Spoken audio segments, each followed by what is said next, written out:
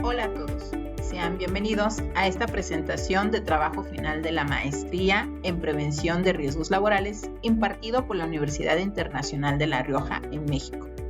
El siguiente trabajo fue realizado por el equipo 3021B. Esta es una evaluación de los factores de riesgo ergonómico y psicosociales en las áreas de venta y operaciones de la empresa Comercializadora Nacional de Bebidas No Alcohólicas S.A.de.C.V. En particular, hemos tomado como objeto de estudio a dos áreas de esta empresa, el área de comercialización y el área de operaciones, ya que con el desarrollo del trabajo se han dado cuenta de que cada una de estas áreas están expuestas tanto a factores de riesgo ergonómicos como a factores de riesgo psicosociales. En lo que respecta al área de comercialización, son los trabajadores los cuales se encargan propiamente de mantener el producto en campo, es decir, las ventas. Por lo tanto, por el ejercicio y naturaleza de su trabajo, se ven todo el tiempo sometidos bajo presiones debido a las metas que se les propone al día a día. Con lo que respecta a los trabajadores del área de operaciones, estos se encuentran principalmente expuestos a lo que son factores de riesgo ergonómicos, debido al tipo de carga que ellos manipulan, las cuales van en un promedio de entre 7.2 a 18 kilogramos por caja manipulada. Ambos equipos también están expuestos a las posturas forzadas, esto derivado a que la mayor parte de su día se encuentran en la actividad de la conducción. Por lo tanto, tenemos las siguientes hipótesis. En el caso 1, el personal del área de operaciones, particularmente lo que son choferes y ayudantes de reparto, se encuentran expuestos a un alto nivel ergonómico debido a la frecuencia y posturas derivadas del manejo manual de cargas. En la hipótesis del caso 2, los trabajadores del área de comercialización están expuestos a un alto nivel de riesgo psicosocial, esto asociado a las condiciones laborales y al esquema de presión por objetivos. Hablando de objetivos, tenemos como objetivo general el evaluar los factores de riesgo ergonómicos y psicosociales presentes en las áreas de ventas y operaciones de la Comercializadora Nacional de Bebidas No Alcohólicas, con el fin de proponer estrategias de intervención que favorezcan el bienestar físico y mental de los trabajadores, para así reducir los riesgos laborales y fortalecer el desempeño organizacional. Específicos tendremos entonces el evaluar las condiciones ergonómicas del personal del área de operaciones expuestos a tareas de manejo manual de cargas y posturas forzadas, a fin de identificar los riesgos musculoesqueléticos que puedan derivar de accidentes o enfermedades laborales. Los factores psicosociales que afecten al personal de ventas para identificar los niveles de estrés y sus posibles repercusiones en la salud mental y el daño en el desempeño individual y colectivo con base a la norma 035 STPS 2018. Otro de los objetivos es el diseñar e implementar estrategias de control que mitiguen el riesgo ergonómico y psicosociales detectados en el área de estudio. Esto para contribuir a una mejora en el entorno laboral. Crear un programa de prevención en las lesiones musculoesqueléticas de los trabajadores del área de operación, con el fin de contribuir a la disminución del ausentismo laboral por causas ocupacionales. Y por último, y no menos importante, es el establecer un programa de intervención de riesgos psicosociales para mejorar un ambiente laboral y la promoción del equilibrio trabajo-familiar. Esto enfocado en la división de comercialización. ¿Qué tal? Saludos, mi nombre es Daramuri Pérez. Les voy a hablar un poco sobre el cuestionario Corinca que se llevó a cabo para la realización de este proyecto. El cuestionario Corinca tiene como objetivo saber cuáles son los padecimientos que está sufriendo el personal, las regiones anatómicas que se ven afectadas, así como el tiempo que están con este padecimiento cada uno de los trabajadores. El tamaño de la muestra para este trabajo fue de 21 trabajadores, a los cuales se les practicó este cuestionario que se encuentra como un anexo en la norma 036 de la Secretaría del Trabajo y Previsión Social, que nos habla sobre la ergonomía.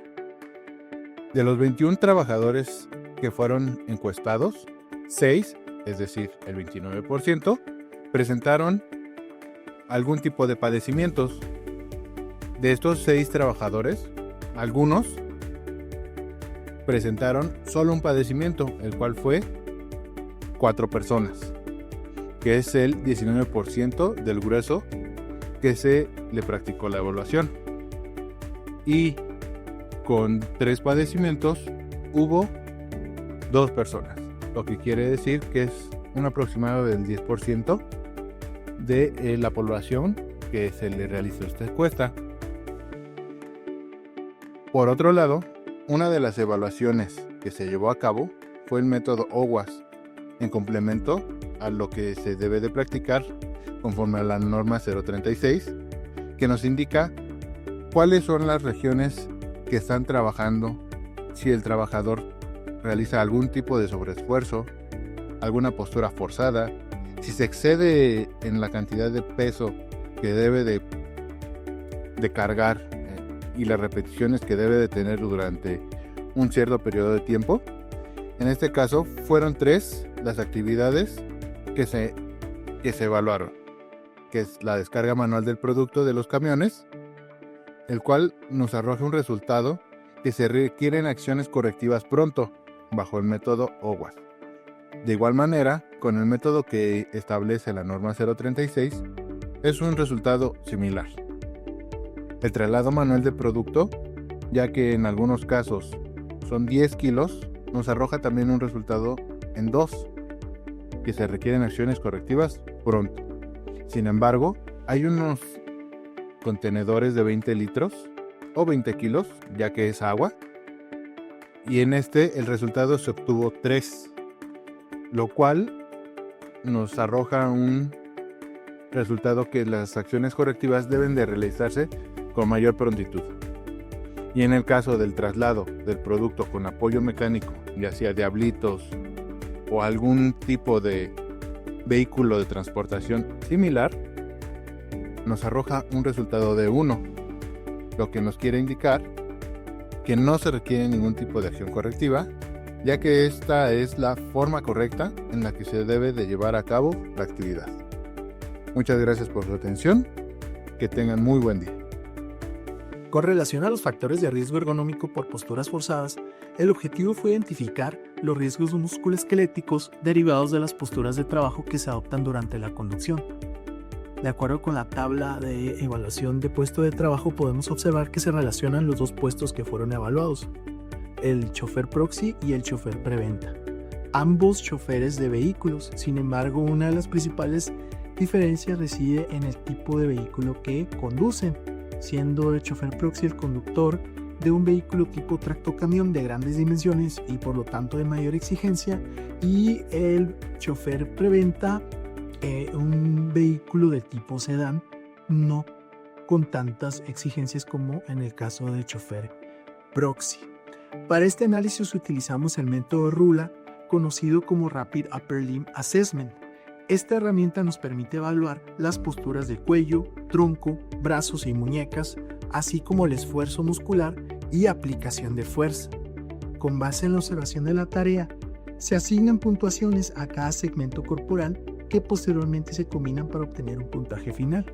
En la ilustración que tenemos a continuación podemos observar las diferentes fases que componen el método RULA, con el objetivo de llegar a lo que es el puntaje final y por lo tanto obtener un resultado que nos indicará el nivel de riesgo y la urgencia con la que se deben implementar las medidas correctivas. De acuerdo con la tabla de resultados de la evaluación ergonómica por método RULA, en el caso del chofer proxy se obtuvo un puntaje de 6, lo que corresponde a un nivel de acción 3. Esto significa que el riesgo es alto y se requieren cambios en el puesto de trabajo o en la forma de realizar la actividad lo antes posible. Para el caso del chofer preventa se obtuvo un puntaje de 3, lo que corresponde a un nivel de acción 2. Esto significa que el riesgo es medio y por lo tanto se requiere hacer una investigación más profunda de lo que es la actividad para proponer algunos cambios en un futuro.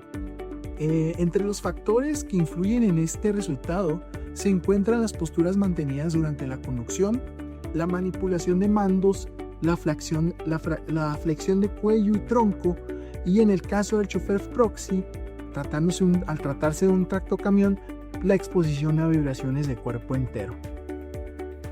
Con base en este análisis, es fundamental implementar medidas ergonómicas como el ajuste del asiento, la programación de pausas activas y la capacitación en técnicas de conducción ergonómica. Estas acciones contribuirán a prevenir lesiones musculoesqueléticas, mejorar la seguridad y aumentar el bienestar del trabajador, mismas que se estarán abordando más adelante. Continuando con la exposición que han dado mis compañeros del equipo referente a la ergonomía, ahora nos vamos hacia las características psicosociales y ahí comenzamos con la NOM 035, en el cual la primera parte habla de evento traumático severo. En este caso vamos a hablar de la guía 1 y de la guía 5. Es importante mantener la situación de considerar los aspectos de prognosis, porque debemos de identificar, afrontar y solucionar los factores que están afectando la salud y el rendimiento laboral,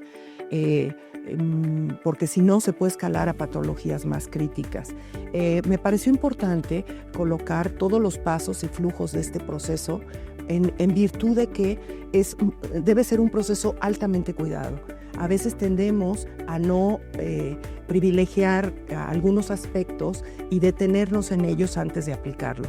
El flujograma que se les presenta manifiesta las siguientes etapas. La primera etapa, que se refiere a la planeación, el antes, y en la planeación, aquí sí me detengo un poco a decirles que no solo es etapa de planeación, es etapa de juntar el equipo, manejar el equipo, instruir al equipo y segundo, ir preparando las bases de datos para el vaciado de toda la información. Aquí me estoy refiriendo no solo a la guía 1 y 5, sino también a la guía 3 que se va a aplicar. También el durante, y el durante es muy importante porque el personal que está auxiliando a las personas a las que les está levantando el cuestionario debe de estar preparado y capacitado para no dar respuestas, pero sí apoyar y auxiliar al personal. Viene el después, pero en el después es muy importante que a la hora que el personal esté entregando los cuestionarios, ya sean físicos o electrónicos, tengamos que revisar que estén completos. Y por último vienen los resultados que van a apoyar la generación de un plan de acción. Todo eso se ve en el diagrama de flujo. Me voy a adelantar un poco a los resultados para comentar lo siguiente. Desde el inicio, dado el tipo de trabajo que se realizaba, pues vimos las salidas, carretera, caminos vecinales, calles, etcétera. Y en el ambiente de inseguridad que estamos viviendo, pues pensábamos que efectivamente iba a haber una alta influencia de estos sucesos. Hay un 37% en el caso de asaltos, pero también un 19% en amenazas y 15 y 15 que se refiere a choques y que se refiere a secuestros, lo cual pues en lo personal a mí me sorprendió mucho, pero pues dado los niveles de inseguridad sí es algo que se realiza un evento traumático severo. Adicional a esto, el punto 5.5 de la norma nos dice que debemos identificar a aquellos trabajadores que fueron sujetos a acontecimientos traumáticos severos durante o con motivo del trabajo. Y esto constituye una herramienta valiosa para evaluar los factores de riesgo psicosocial del trabajo. En esta herramienta vamos a tomar en cuenta la guía 1. Y la guía 1 está constituida por respuestas binarias, sí o no. Sí o no a cada reactivo.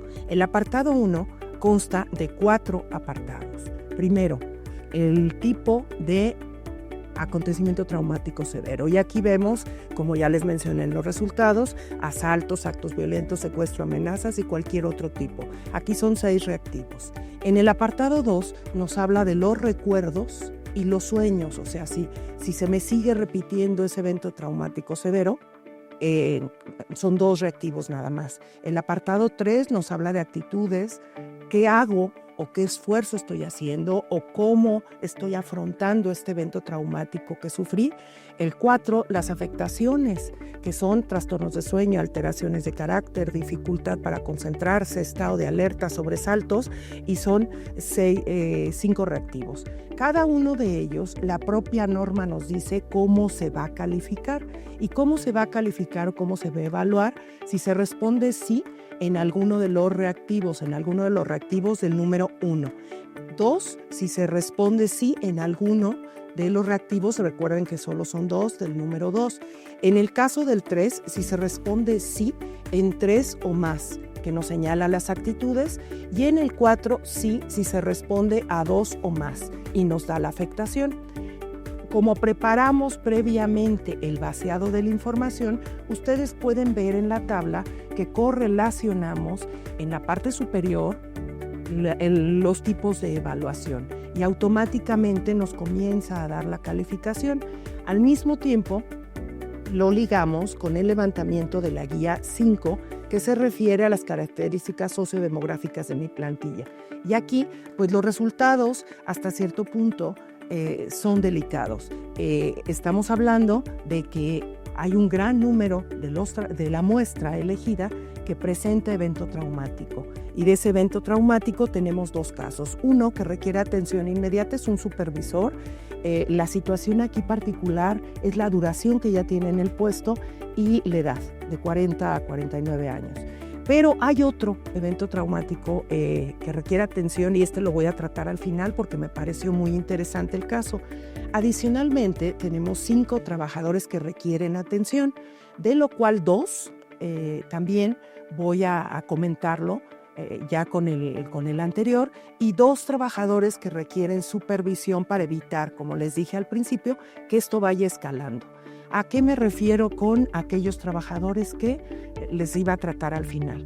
El segundo caso de atención urgente se refiere a una femenina, y en el caso de mujer, pues siempre entendemos que esa doble función de llegar a la casa, los niños, esto generan situaciones adicionales de estrés, pero el caso particular es que tiene menos de 6 meses. Y eso a mí me llamó poderosamente la atención porque ya desde el inicio veíamos altos niveles de rotación y entonces consideré, bueno, ¿por qué si tiene menos de 6 meses ya tiene este nivel de estrés condicionado al evento traumático severo? Y de los otros dos casos que requieren ya atención, también es gente que tiene de 6 meses a 1 año.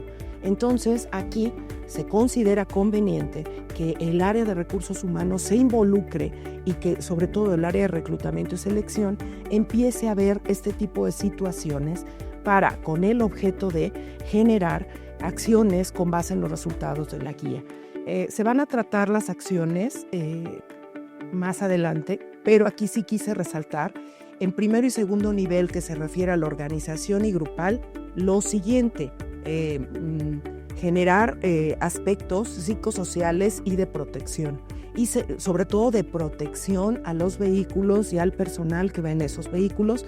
Recordemos que el chofer proxy cobra las entregas que realiza y puede estar sujeto a alguna situación muy delicada. Y en tercer nivel, a nivel individual, pues las canalizaciones urgentes, imprescindible, la revisión detallada de la trabajadora número 12, porque probablemente tengamos que intervenir más acuciosamente, y la revisión de protocolos de reclutamiento y selección, como se los comento, y la supervisión y seguimiento a los trabajadores que están de característica incipiente. Muchas gracias. Continuamos con psicosociales, la exposición de la guía 3. Gracias. Siguiendo con el análisis psicosocial, se detalla la aplicación de la guía de referencia 3 de la norma 035, centrada en la identificación y evaluación de factores de riesgo psicosocial y el entorno organizacional. Esta guía comprende 5 categorías que se componen de dominios, que a su vez se conforman por dimensiones. Con un total de 72 ítems que abarcan todas estas categorías, este cuestionario se aplicó a 16 colaboradores de las unidades de operaciones y de logística y comercialización del centro de trabajo. El resultado general del cuestionario evidencia un predominio del 50% en el riesgo alto, con un caso en el nivel del riesgo muy alto. Conforme a la norma 035, este escenario exige analizar categorías y dominios y establecer un programa de intervención. A continuación, se sintetizan los hallazgos por categoría. La primera gráfica, relativa al ambiente de trabajo, tiene preponderancia entre nulo y bajo, lo que sugiere que las condiciones peligrosas, insalubres y trabajos peligrosos no son el problema dominante del caso analizado. Respecto a factores propios de la actividad, predomina el riesgo alto y se reporta al menos un caso en muy alto. Esto está implicando alta demanda de carga de trabajo o falta de control sobre este. Esta categoría sí requiere acciones correctivas inmediatas. En lo que a la organización del tiempo respecta, se observa discrepancia entre nulo y muy alto, pero la suma del riesgo alto y muy alto es casi la mitad de la muestra, lo que refuerza la necesidad de intervención a través de un programa. Por lo que ve a liderazgo y relaciones de trabajo, esta categoría se ubica en el riesgo nulo bajo en su mayor parte, por lo que la gestión del personal no está apareciendo como un detonante principal. Sin embargo, el riesgo medio muestra que hay márgenes de mejora en ese rubro. Por último, el entorno organizacional se ubica en el nivel medio, donde emergen señales sobre la necesidad de reconocimiento del desempeño y el sentido de pertenencia. Estas dimensiones se asocian con la rotación del personal y baja estabilidad laboral percibida por ellos. Ahora bien, se procede a analizar las categorías que resultaron críticas con sus respectivas dimensiones, tal como lo sugiere la norma. En este caso, la primer gráfica radial que se ubica del lado izquierdo permite divisar simultáneamente el comportamiento de los dos dominios que conforman la categoría factores propios de la actividad, donde se advierte que el dominio carga de trabajo es el que más eleva el riesgo. Por otra parte, la gráfica de la derecha, que versa sobre la categoría organización del tiempo de trabajo, muestra que el dominio que refleja un mayor nivel de riesgo resulta ser la jornada de trabajo. Asimismo, por el comportamiento del otro dominio dentro de esta misma categoría, se infiere que la organización del tiempo de trabajo no solo vulnera el derecho de la base trabajadora a un horario o jornada razonable, sino que por consecuencia esta situación interfiere de manera negativa en su vida familiar y personal. El concentrado del resultado de la aplicación de la guía de referencia 3 estratégicamente se ha colocado en este punto, ya que la representación cromática de los resultados permite detectar ciertos patrones. El análisis correlacional evidencia un binomio crítico. Los factores propios de la actividad y la organización del tiempo tienden a encenderse en conjunto con colores cálidos, lo cual revela que el personal se encuentra sometido a tareas exigentes. Por otra parte, el rango de edad, que va de los 45 a los 49 años, muestra más alertas visuales, especialmente en lo que a organización del tiempo y entorno organizacional respecta. Dado el predominio del riesgo alto, las acciones se han priorizado en 3 niveles. El primer nivel, que es el organizacional, donde resulta necesario implementar un programa integral de norma 035, revisar la política psicosocial, rediseñar tiempos de trabajo, establecer mecanismos de reconocimiento para fortalecer el sentido de pertenencia y reducir la rotación del personal. En el segundo nivel, aplicable a grupos, equipos de trabajo, es preciso realizar intervenciones en cuanto a ajuste de metas, ventanas de descanso, cierres de ruta a horas adecuadas, brindar soporte operativo ante inasistencias del personal y complementar con auditoría de indicadores.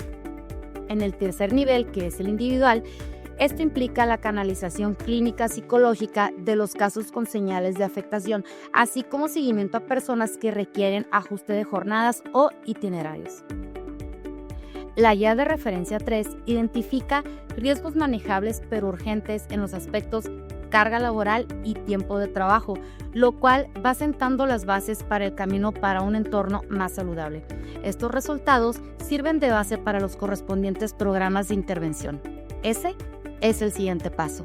Tomando como base la información de los resultados obtenidos, se genera el siguiente plan de acciones.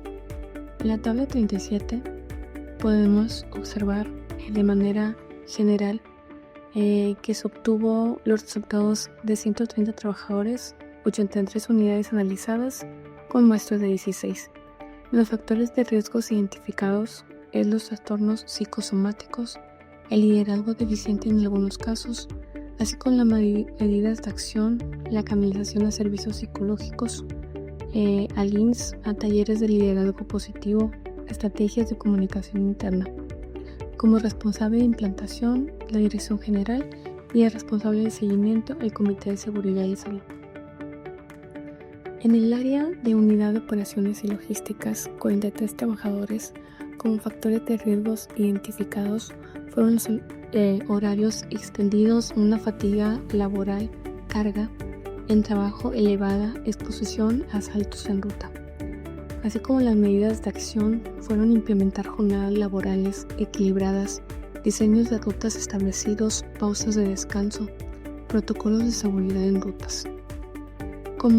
Así también como el chofer proxy, su grupo de logística 40, como los factores de riesgos identificados es la alta fatiga laboral, riesgo de accidentes por sobrecarga e inseguridad. Las medidas de acción, rotación de rutas, monitoreo de tiempos de descanso, evaluaciones médicas periódicas. Como responsable el jefe de unidad supervisor de rutas y el responsable de seguimiento médico de la empresa. En el área de unidad de comercialización, 40 agentes de preventa, factores de riesgos identificados, estrés laboral por metas, conflicto de trabajo, familias, inestabilidad laboral. Como medidas de acción, establecer metas realistas, programa de apoyo psicosocial, flexibilidad de horarios. Como responsable de implantación, el gerente de unidad, el responsable de seguimiento, área de salud y bienestar. El resumen de recursos para la aplicación de las medidas que se proponen y contemplan en el plan de acción se contempla en la tabla 38, como la descripción de utilización de recursos para las medidas propuestas. Las medidas, implementación de jornadas laborales más equilibradas, incorporación de pausas activas en las políticas de trabajo, capacitación del personal para aplicación de pausas activas, elementos persuasivos para evitar asaltos, implementación de elementos persuasivos durante el reparto, modificación de las metas de cumplimiento, generación de programas de apoyo psicosocial, aplicación de los programas de apoyo psicosocial a los trabajadores, capacitación en habilidades blandas del personal de la jerarquía media y alta, monitoreo de salud física y emocional de los trabajadores preventistas y de reparto, capacitación en manejo manual de cargas para el personal encargado de reparto. En conclusión, el enfoque de este trabajo ha sido la evaluación ergonómica y psicosocial del centro de trabajo que hemos elegido. Esto se traduce a que, derivado de la observancia y aplicación de las metodologías, regresamos a los objetivos previamente planteados. De la contextualización previa se infiere entonces que existe una problemática relacionada con los factores de riesgo ergonómico y psicosociales, lo cual confirma ambas hipótesis. Como equipo, creemos que hemos alcanzado el objetivo general al otorgar a la organización herramientas necesarias y principalmente aplicables derivadas de la valoración que hemos brindado. Cabe destacar las metodologías que son las ergonómicas, el cuestionario de Qorinca, OWASP y RULA, y desde el punto de vista psicosocial, las recomendaciones en la norma oficial mexicana 035 STPS 2018. Este peritaje se centra en el día a día del trabajador, el cual se encuentra en el campo laboral y permite ser crítico y analítico sobre aquellas buenas prácticas, señalar las que no son buenas e incluso hacer u observar aquellos las cuales se ignoran. Se espera que estas recomendaciones y planes de acción mencionadas en el área ergonómica ayuden a proporcionar de manera secuencial la capacitación continua en el manejo manual de cargas, la observancia y capacitación también en el uso correcto de auxiliares de carga, así como el seguimiento de las tareas administrativas, tales como son los reportes. Al tener una mejora en la salud física, tendremos una mejora también en la esfera de la salud mental y por consecuencia tendremos una mayor productividad, mitigando los malestares musculoesqueléticos que expresan los colaboradores e incluso que ellos mismos se identifican como ocasionados por el ejercicio de su trabajo. Se tendrá como beneficio el factor psicosocial del trabajador, ya que se demuestra de que hay un interés genuino en el bienestar, salud y seguridad por encima de cualquier objetivo económico. De esta manera se crea un sentido de pertenencia, mitigando los niveles de rotación, ausentismos e incapacidades. Todo esto es simplemente de la escucha activa. Entonces, por resultado, la mejora y optimización de los tiempos de trabajo y se verán beneficiados principalmente los trabajadores o aquellas rutas las cuales deben cubrir el día a día. Los indicadores de efectividad empresarial se inclinarán hacia una tendencia positiva. La posibilidad de que estas acciones sean implementadas son posibles, ya que la empresa ya cuenta con 2 áreas administrativas encargadas de gestionar las cuestiones de seguridad e higiene, salud y bienestar. Estas 2 áreas fungen como un árbitro muy importante, ya que son los observadores de que cada una de las acciones recomendadas sean implementadas. De acuerdo al lado psicosocial, actualmente ya la empresa cuenta con una política de prevención de factores de riesgo psicosociales, donde se brindan las herramientas necesarias a cada uno de los trabajadores para poder hacer denuncias de manera anónima cuando se encuentran dentro de una situación la cual vulnere su estado de ética y moralidad.